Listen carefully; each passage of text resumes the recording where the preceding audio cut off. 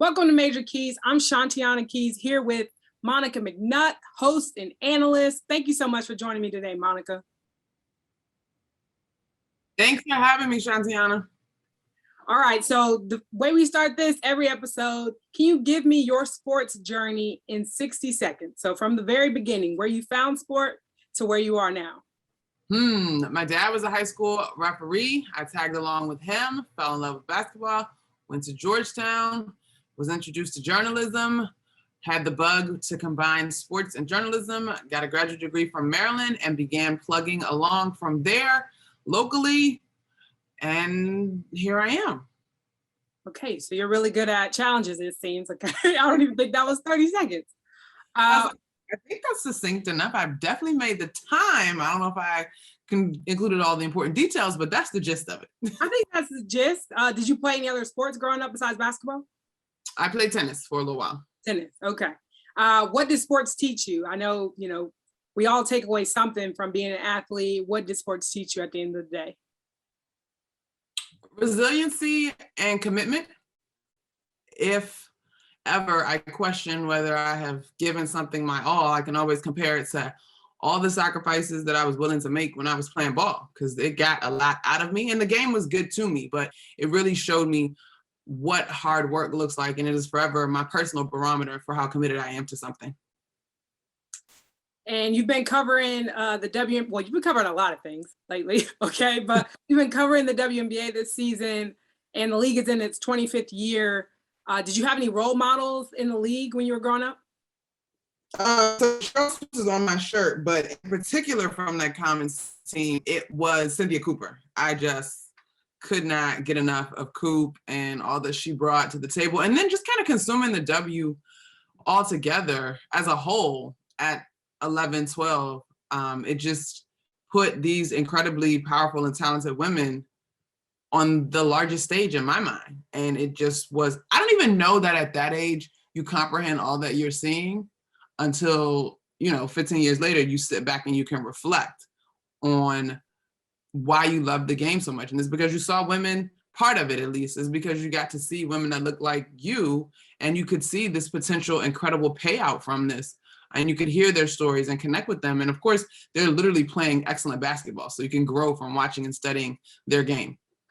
Yeah, we've been really lucky to see women playing basketball on TV. Were there any other sports that or any other role models that you saw and you thought, I want to be like that person? Doesn't have to be sports in particular, but any role models that kind of have shown you the way to, where you are today?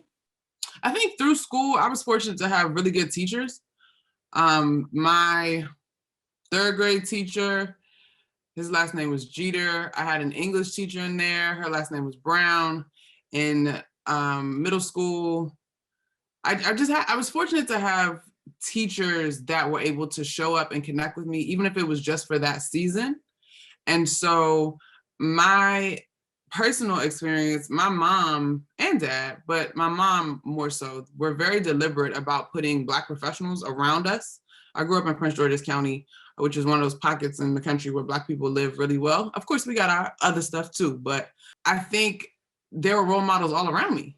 And again, it's one of those things that it doesn't even register that there's a limit to what I'm supposed to be able to do because of my gender or the color of my skin, because everybody around me was a professional. And so I think my mom is a huge role model in terms of the vision and the commitment and all that she's been to our family as our mom, to my sister and I, and then a wife, of course, to my dad.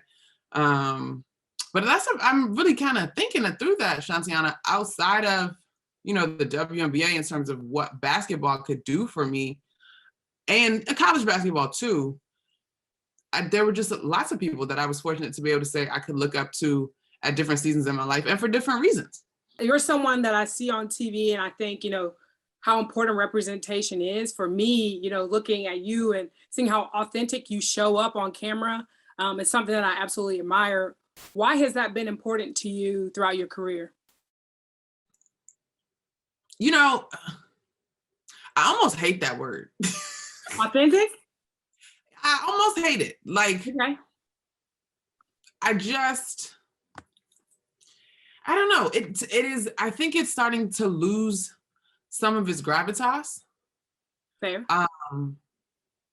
We throw it around a little bit flippantly to me. I don't know how to be anybody else. Right. And maybe this is just my personal journey. Like, I remember in the media space, I'm bad at TV anchor voice. It doesn't work for me. I am not the most still, and my face gives away everything. And being anybody other than me, it just doesn't work for me. Now, were there moments in this journey where it was kind of like, is this going to work? For certain. And I remember very clearly packing my apartment in Florida after my second layoff in the span of 3 years and having a little bit of a hissy fit and a moment with God, like, if there's all of this, what it's supposed to look like, and then there's me. And I promise you, Shatiana, it was very clearly in my spirit, don't you think I know that, was what I heard. And so it was one of those moments where I was like, well, I can't stop. I only know how to move forward. I can only be me. And so you continue to show up with that commitment and that hard work that I mentioned that playing basketball had taught me. So I would be lying to you if I said everything that has come my way I could foresee. I believe that these things could come. In the midst of my layoff season, I remember looking at some of my counterparts on television thinking, I'm not bad. Why isn't this coming to me? But all of our journeys are different. And in hindsight, I wouldn't change a thing. And so for me, the only thing that I was not willing to budge on was my hair when I got into this space. So this idea of like authenticity is like, no, I wanted to work out and I've never liked long hair. Like I wanted to cut my hair as a 6th grader. And my mom was like, no, you're going to look too grown. And so I cannot say that, and maybe that is the definition of authenticity, but I can't say that it was ever, I'm going to be my authentic self. It's like, no, I'm just me trying to make waves in this space. But I mean, you say, that it was more of a practical decision, right? But as Black women, there's for all women, but particularly Black women, there is a box, they want to put us in. They want us to look a certain way, which you did mention. And so for me, though, it's very practical that you showed up the way that you did and that you were being, you could only be yourself. I think that is much harder than trying to fit in the box.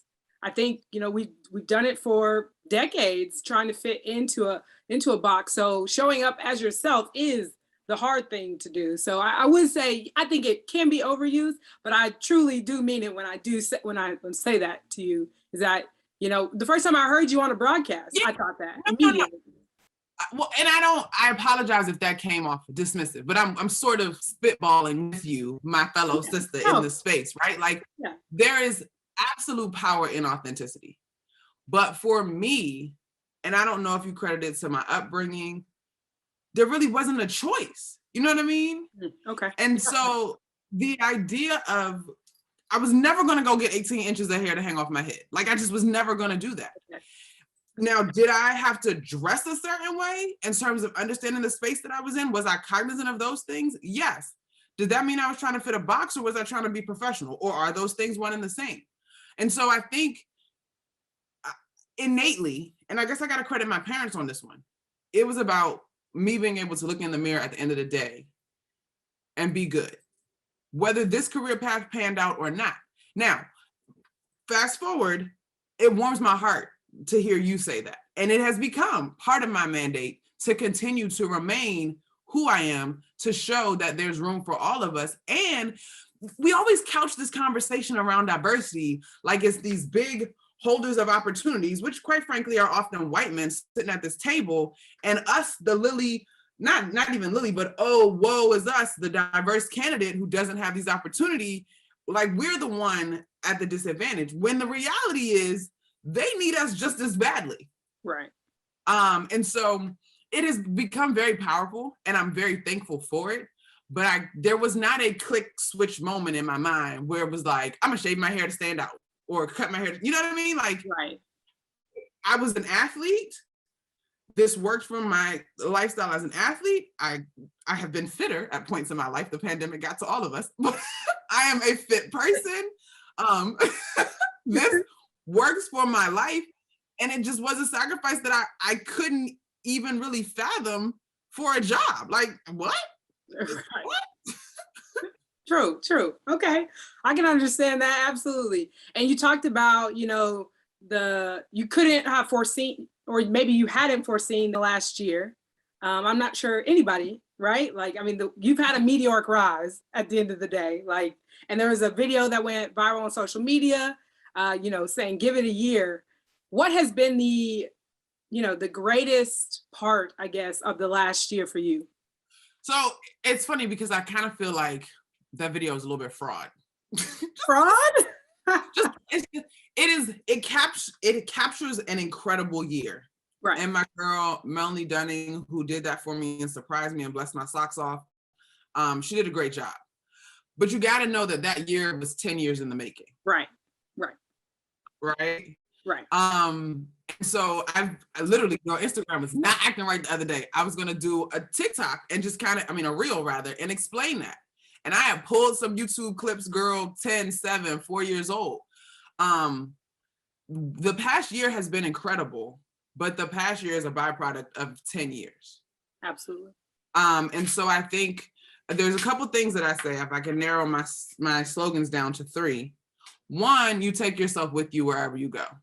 And I'm very proud of that person. Not that it means I get along with everybody, not that I'm everybody's cup of tea, but I'm gonna show up with energy, passion, and be respectful, right? 2, you gotta give it time, whatever it is. And yes, the past year has been incredible, thank you God, but I've given it 10 years, 11 years now, you gotta give it time. And I think 3, you've gotta continue to be your own advocate. Somebody asked me recently about shooting my shot. And I was sitting and thinking, Shantiana, at every step of my career, to some degree, I have shot my shot. And now, again, similar to the hair thing, that's who I am as a person, right? Like, I holler at dudes, like, whatever, like, you know what I'm saying? Like, I got nothing to lose. Right. But because this space is so saturated and so competitive, closed mouths absolutely do not get fed. And so when I look at the past year, not only is it a byproduct of my work for 10 years, in particular this year, incredible women that are friends and mentors that have stood beside me as allies, and not just women, people that were willing to give me an opportunity. And of course, I show up and kick the door down, and then here we are. So this thing is not done in a vacuum. While I'm the person that you might see on camera, there's so many people behind me that have championed my cause, that are going over tape with me, helping me get better. And so I'm really thankful for that. I'm thankful for the community that I've been able to develop and the support that I've been able to garner. I mean, even watching it, right? You don't think that, in a year you became this talented and, got to the places you were in. It's just, that opportunity that sparked, again, this meteoric or phenomenon. So I've been excited to watch. Again, I've seen you for a few years now. And, for somebody who's in the same space, it is very encouraging to see. So I'm waiting for my year. I'm putting in the work in between, but I'm waiting for my year for sure. Come on. Listen, honey, it's coming. And I think that part, Shantiana, is it though. Like, you got to continue to put in your work and you got to believe. And like, I literally, 2018, like December 2018, I'm going to go from substitute teaching, which I've been doing at that point to keep it all together, to are there full-time opportunities at these schools I've been at? Like, I had let it go. And I shouldn't say let it go, but I had let it go from a sense of trying to force it. I was willing to go back and teach, do it on the side, and just kind of keep trudging at it, but understand that this is not the only thing in life that fulfills me, right? Like, it was such an important exercise in realizing how well my heart is taken care of, the other things in which I can be involved in, the people in my life that help make me whole. And now, girl, I reflect back, I don't have no time to play nobody's alumni league. My grandparents have since passed, but I definitely don't have no time to just kick it with them. Like, I can't pick up my godbaby from school. Like, there's so much give and take in this big picture called life that I think when we narrow in too closely on any one thing, we miss the beauty of the season. Beautiful. Beautifully said. Now we're going to switch gears a little bit. I have 2 segments. The first one is called It's a Vibe. All right. So what is something that you're into right now It could be literally anything that you would say, it's a vibe. Ooh. All right, two things. One is sort of work related, one is just kind of life related. I am very much into deliberate candles right now. Like, actually, as a matter of fact, I'm gonna expand that out to self-care routines, particularly bedtime routines. Okay. Like, my boyfriend randomly sent me these shower tablets. Girl, and I'm obsessed. I had them put on Amazon monthly subscribe. I'm into bath bombs. When I say deliberate candles, I mean scents that help you relax, lavender, bergamot, like that kind of deal.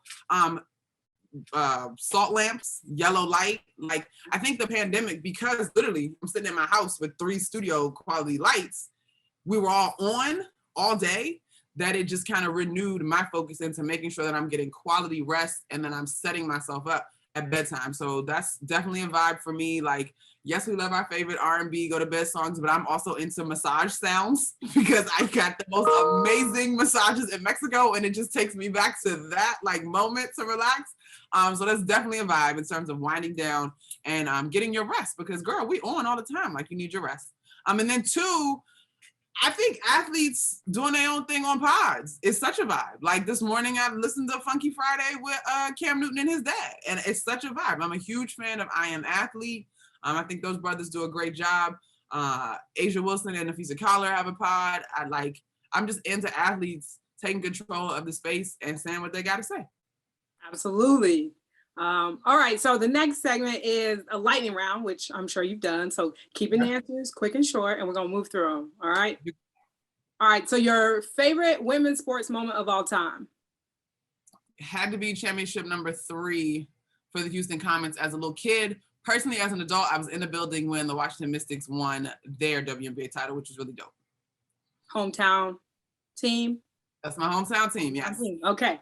And your dream sporting event to attend? I'd like to get to the Super Bowl. Okay. And the NBA Finals. I mean, basketball is my first love, but those 2. Okay. Dream sporting event to cover. And you've covered the Olympics this year, so. So I would still like to get to the Olympics in person. So I'm gonna put that there. All right. Favorite sports moment of your career? Oh man, I think beating Tennessee my senior year in the Virgin Islands. Okay. Back when you were a powerhouse, right? Yeah, it was funny, not funny, but it was interesting.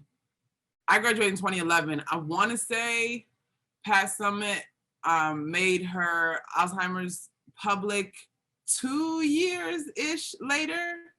And so I remember thinking, just from a competitive standpoint, did we get their best shot? That's neither here nor there. The record stands, and obviously she's a giant in the women's basketball game. But I remember after that game, the power went out in the gym, and they had given us book bags because we won. And I remember like, put your book bags on your head. We got haters. It was just a really great one with my teammates, and it kind of something we were really proud of. All right. And if you couldn't have played basketball, what sport would you have liked to try? Tennis. I started with tennis. Okay. And the last one, certified lover boy or Donda? So I was having this conversation with my co-host last night, and I know that these are supposed to be rapid fire answers. I'm gonna go Donda, but here's why. I'm into the journey with artists. Whether you love them, hate them, disagree, if I think enough of you to turn on your music, I want you to take me somewhere. And however you feel about Kanye, he is taking us on a journey.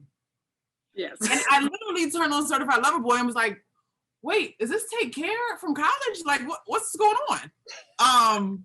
And not that it's a bad album, but it just didn't take me on a journey. Like, I don't want to be singing about my multiple hoes no more. Like, I'm trying to be in this happy, stable relationship and we moving forward and working on some other things.